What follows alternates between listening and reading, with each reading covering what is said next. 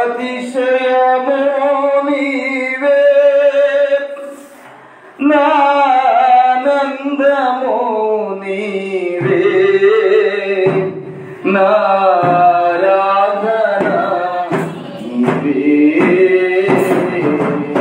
జ్యోతిర్మయుడా, మా ప్రాణప్రియుడా, మహిమయు నీవే.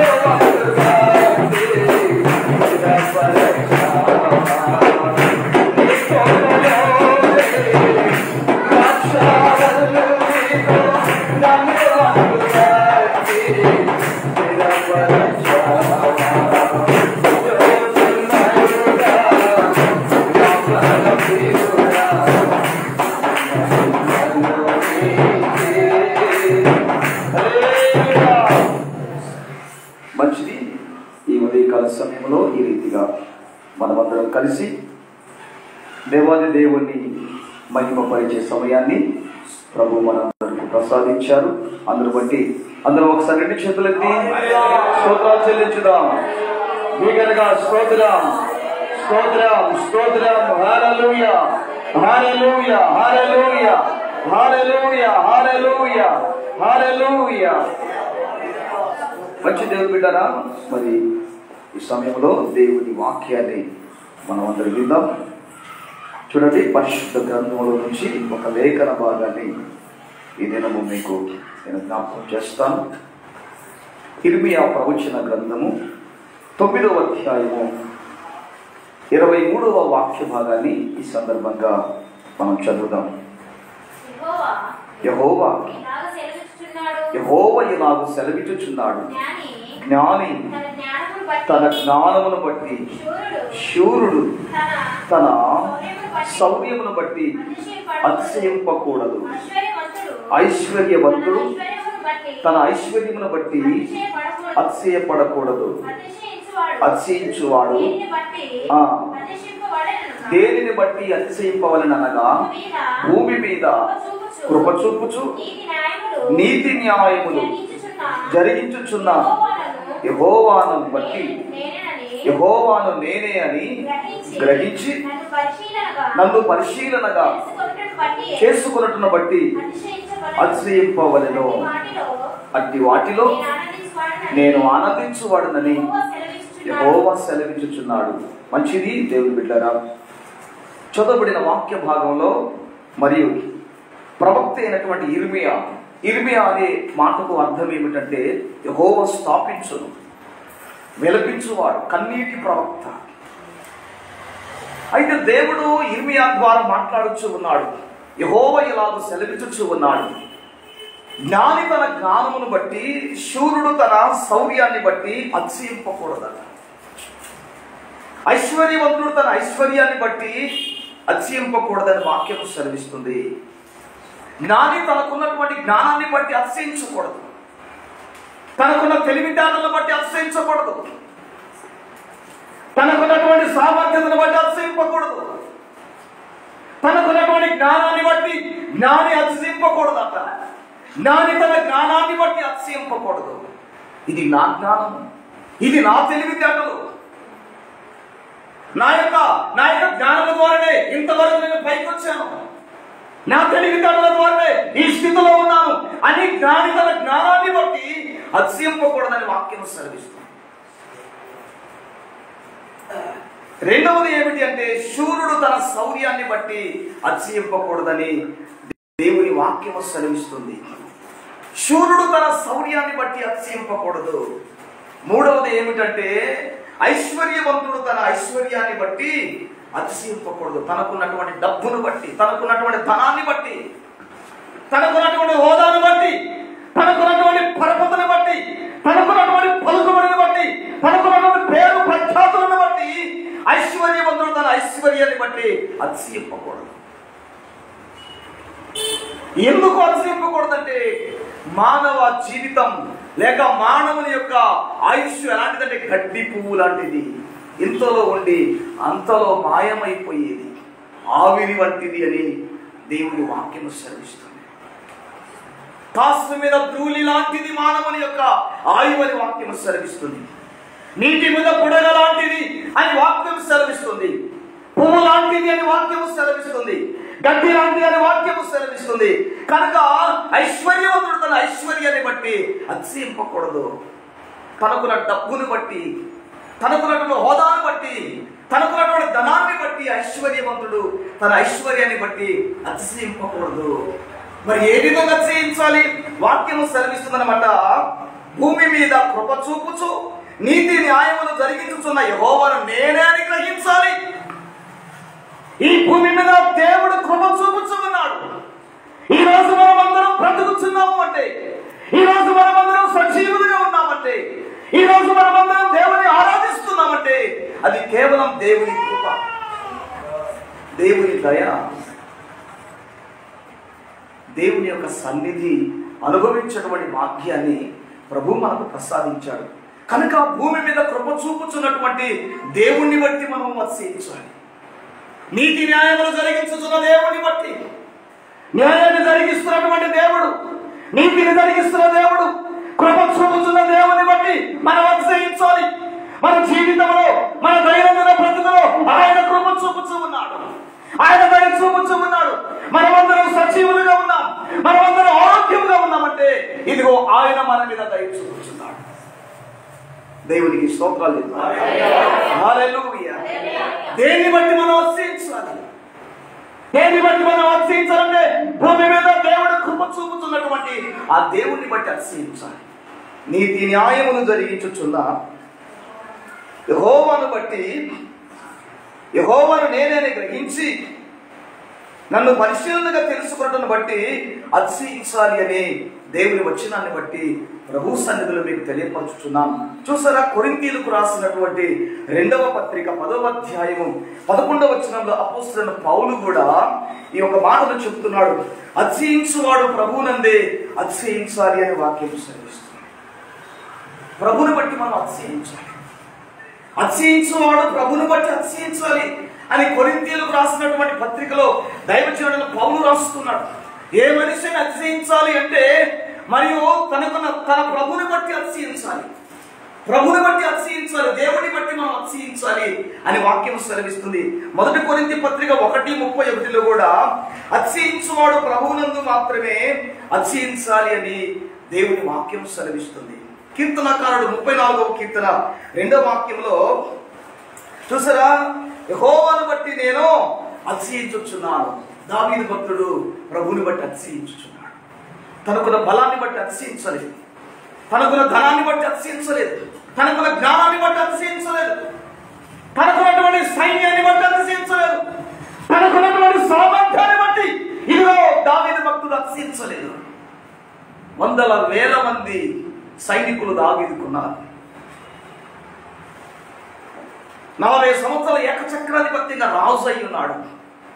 పరాక్రమం కలిగినటువంటి వాడుగా, గొప్ప వ్యక్తిగా, పేరు ప్రఖ్యాతులు పొందినటువంటి వాడుగా దావీదు ఉన్నాడు. కానీ ఎప్పుడైనా తనకున్నటువంటి జ్ఞానాన్ని బట్టి కానీ, తనకున్నటువంటి బలాన్ని బట్టి కానీ, తనకున్నటువంటి డబ్బును బట్టి కానీ, తనకున్న ఐశ్వర్యాన్ని బట్టి కానీ, తనకున్నటువంటి పేరు ప్రఖ్యాతులు బట్టి కానీ దావీదు అతిశయించలేదు. ప్రభు యొక్క వాక్యము సెలవిస్తుంది 34వ కీర్తన 2వ వచనంలో, యెహోవాను బట్టి నేను అతిశయించుచున్నాను. దేవుని బట్టి దావీదు భక్తుడు అతిశయిస్తున్నాడు. నా దేవుడు శక్తి కలిగినటువంటి వాడు, నా దేవుడు నా పట్ల యుద్ధము చేసినటువంటి వాడు, నా పక్షంగా వ్యాఖ్యమాడినటువంటి వాడు, నా పక్షంగా నిలబడినటువంటి వాడు, నా పక్షంగా కార్యాలు జరిగించేవాడని మరి దావీదు భక్తుడు యెహోవాను బట్టి అతిశయించుచున్నాడు. మనం చదివినటువంటి 20వ కీర్తన 7వ వాక్యంలో కూడా ఒక చక్కటి మాట మనం చూడగలుగుతాం. 20వ కీర్తన 7వ వచనంలో, కొందరు రథములను బట్టి, కొందరు గుర్రములను బట్టి అతిశయపడుదురు, మనమైతే మన దేవుడని యెహోవాను బట్టి, యెహోవా నామమును బట్టి అతిశయపడాలి. చూసారా, లోకంలో ఉన్నటువంటి వ్యక్తులు ఏ విధంగా అతిశయపడతారు అంటే, వాళ్ళకు ఉన్నటువంటి డబ్బుని బట్టి, వారికి ఉన్నటువంటి బలాన్ని బట్టి, వారికి ఉన్నటువంటి సామర్థ్యతను బట్టి, వారికి ఉన్న జ్ఞానాన్ని బట్టి, వారికి ఉన్న తెలివితేటలను బట్టి, వారికి ఉన్న మేడలను బట్టి, వారికి ఉన్న విద్యలను బట్టి, వారికి ఉన్నటువంటి కారులను బట్టి లోకంలో వారు అతిశయిస్తారు. అది లోకుల యొక్క అతిశయం, అది లోకుల యొక్క ఆనవాయితీ, లోకుల యొక్క నడవడిక. అయితే మనమైతే యెహోవా నామమును బట్టి మనం అతిశయపడాలి. కొందరు రథములను బట్టి, కొందరు గుర్రములను బట్టి అతిశయపడతారు. కొందరు రథములను బట్టి, కొందరు గుర్రములను బట్టి అతిశయపడతారు. వారికి ఉన్నటువంటి డబ్బును బట్టి, వారికి ఉన్న ధనాన్ని బట్టి, వారికి ఉన్నటువంటి పలుకుబడిని బట్టి, వారికి ఉన్నటువంటి పరపతిని బట్టి వాళ్ళు అతిశయపడతారు. కొందరు రథములను బట్టి, కొందరు గుర్రములను బట్టి అతిశయపడతారు. ఇదిగో మనమైతే యెహోవా నామమును బట్టి అతిశయపడాలి. కనుక దేవుడు కదా, మొదటిగా మనం దేన్ని బట్టి అతిశయించాలంటే ప్రభువుని బట్టి మనం అతిశయించాలి. అతిశయించేవాడు ప్రభువునందు అతిశయించాలని పౌలు భక్తుడు చెప్పాడు కదా. దావీదు భక్తుడు కూడా నేను యెహోవా యందు అతిశయిస్తానని చెప్పాడు కదా. కనుక మనం ప్రభువుని బట్టి మనం అతిశయపడాలి. నా దేవుడు శక్తి కలిగిన వాడు, నా దేవుడు పరిశుద్ధుడు, నా దేవుడు సమర్థుడు, నా దేవుడు శక్తి కలిగినటువంటి వాడు, నా పట్ల కార్యాలు చేస్తాడు అనేటువంటి ఆ విషయంలో మనం అతిశయపడాలనేదే మొదటిగా చెప్తున్నాను. రెండో విషయాన్ని మీకు ఈ సందర్భంగా మీకు జ్ఞాపకం చేస్తాను. చూడండి, గలతీయులకు రాసిన పత్రిక 6వ అధ్యాయం 14వ వాక్య భాగాన్ని చదువుదాం. మన ప్రభువైన యేసుక్రీస్తు శిలువ యందు తప్ప దేని యందు నేను అతిశయపడను అని అపోస్తలుడు పౌలు చెప్తూ ఉన్నాడు. రెండవది, మనం ఏ విషయంలో అతిశయపడాలి అంటే, మన ప్రభువైన యేసుక్రీస్తు శిలువ యందు మనం అతిశయపడాలి. ఆయన శిలువలో తన ప్రాణాన్ని దర్పణముగా అర్పించాడు. ఆయన కలువరి శిలువలో తన రక్తాన్ని దారపోసాడు. ఆయన రక్తమంతా దారాలుగా కాలింది. ఇదిగో ఆయన కలువరి శిలువలో తన ప్రాణాన్ని త్యాగం చేసినటువంటి వాడు. అందుకనే వాక్యము సెలవిస్తుంది, ప్రయాసపడి ప్రాణం మోసుకొనుచున్న సమస్త జనులారా నా యొద్దకు రండి. ఎందుకంటే నేను మిమ్మల్ని విడిపించేటువంటి దేవుడును, నేను మిమ్మల్ని రక్షించేటువంటి దేవుడును అని ప్రభువు తెలియపరిచినట్లుగా దేవుని వాక్యాన్ని బట్టి ఈ సందర్భంగా మీకు తెలియపరుచున్నాను. రెండవది, దేని యందు మనం అతిశయించాలంటే ప్రభు అయిన యేసుక్రీస్తు శిలువ యందు మనం అతిశయించాలి. శిలువ ద్వారా మనం అతిశయించాలి. ఆ శిలువలో ఆయన తన ప్రాణాన్ని అర్పించాడు. శిలువ చేత మనల్ని రక్షించాడు. శిలువ మరణము చేత మనల్ని సమీపస్తులుగా తండ్రికి మనకు ఆయన సంధి చేసి సమీపస్తులుగా చేశాడు. ఆ శిలువను బట్టి మనం సంతోషించాలి అనేది, లేక అతిశయించాలనేదే ప్రభు యొక్క నామం బట్టి మీకు తెలియపరుచుతున్నాను. మూడో విషయాన్ని కూడా ఈ సందర్భంగా నేను మీకు తెలియపరుస్తాను. ఫిలిప్పీలకు రాసిన పత్రిక 3వ అధ్యాయము 3వ వాక్య భాగాన్ని చదువుదాం. శరీరమును ఆస్వాదము చేసుకొనక దేవుని యొక్క ఆత్మ వలన ఆరాధించుతూ క్రీస్తు యేసునందు.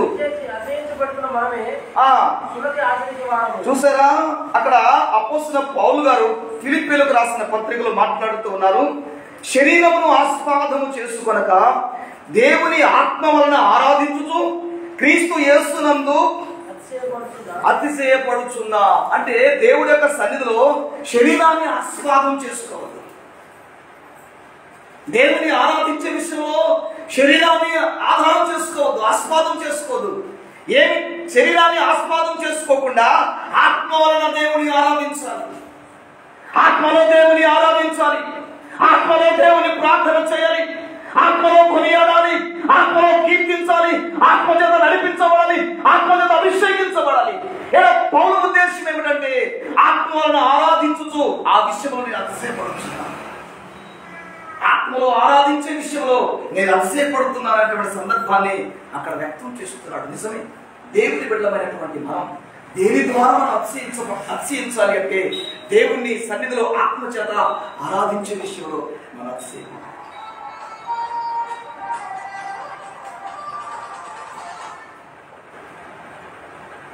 ఆరాధించే విషయంలో మనం అతిశయపడవద్దులమని ప్రభు పేరట మీకు తెలియపరుచున్నాను.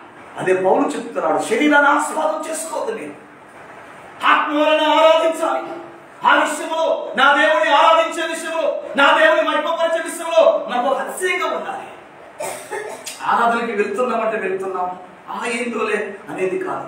నేను దేవుడి సన్నిధికి వెళ్ళాలి, నా దేవుని ఆరాధించాలి, నా దేవుని మహిమపరచాలి. అది అతిశయం. దాన్ని మనం బలహీనంగా ఎంచుకోవద్దు, దాన్ని మనం భారంగా ఎంచుకోవద్దు, దాన్ని మనం పోరాటంగా ఎంచుకోవద్దు. దేవుని సన్నిధికి వెళ్ళి ఆరాధించాలి అంటే మనం సంతోషంగా దేవుని సన్నిధికి వచ్చేటువంటి వారంగా ఉండాలి.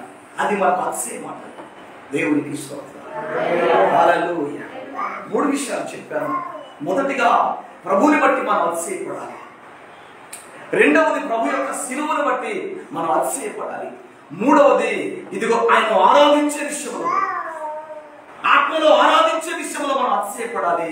4వ విషయాన్ని కూడా మీకు తెలియపరుస్తాను. రోమీయులకు రాసిన పత్రిక 17వ అధ్యాయం 17వ వాక్యములో, కాగా క్రీస్తు యేసును బట్టి దేవుని విషయమై సంగతులలో నాకు అతిశయ కారణం అంటూ ఉన్నాడు. చూసారా, క్రీస్తు యేసును బట్టి దేవుని విషయమైన సంగతులలో నాకు అతిశయ కారణం అన్నమాట. దేవుని సంగతులలో మనం అతిశయంగా ఉండవలసినటువంటి దేవుని యొక్క కార్యములు ఏదైనా కానీ, దేవుని సంగతమైనటువంటి కార్యములో దేని కూడా మనం వెనకాడు వేయకూడదు. అవి మనకు అతిశయంగా మనం ఎంచుకోవాలి. దేవుని మాటలే కానీ, దేవుని వాక్యమే కానీ, దేవుని కూర్చున్న ఏ సంగతి కానీ ఆ విషయంలో మనం అతిశయంగా మనం భావించాలి. నా దేవుడు గొప్ప దేవుడు, నా దేవుడు శక్తి కలిగినటువంటి వాడు. ఆయన మాటలు గొప్పవి, ఆయన కార్యాలు గొప్పవి. ఆయన పని విషయంలో ఏదైనా కానీ మనం అతిశయంగా ఉండాలి. ఆయన పని ఏదైనా కానీ అది మరియు ఆ భక్తుడు చెప్తున్నట్టుగా చూడగలుగుతున్నది. 4వదిగా మనం చూడగలుగుతున్నాం. సామెతల గ్రంథం 27వ అధ్యాయం 1వ వచనంలో రేపటి దినాన్ని గురించి నువ్వు అతిశయపడొద్దని వాక్యం సెలవిస్తుంది. ఏ దినము ఏమి సంభవిస్తుందో నీకు తెలియదని వాక్యం సెలవిస్తుంది. రేపటి దినాన్ని గురించి మనం అతిశయపడదు. రేపు ఏం జరుగుతుందో మనకు తెలియదు. చూసారు, ఇంకొకటి ఏమిటంటే మొదటి సమూయేలు గ్రంథం 2వ అధ్యాయము 1వ వాక్యంలో అక్కడ హన్నా చెబుతుంది ఏమనంటే, నా విరోధుల మీద అతిశయపడతాను అని హన్నా చెప్తున్నట్టుగా వాక్యం శ్రమిస్తుంది. ఎందుకు ఆమె విరోధుల మీద అతిశయపడుతున్నది అంటే ఆమెకు గర్భఫలం లేనటువంటి పరిస్థితి. ఆ విషయంలో దేవుడి సన్నిధికి వచ్చి ఆమె ప్రార్థన చేసింది. ఆమె ప్రార్థన విన్నటువంటి దేవుడు ఆమెకు గర్భఫలం ఇచ్చాడు.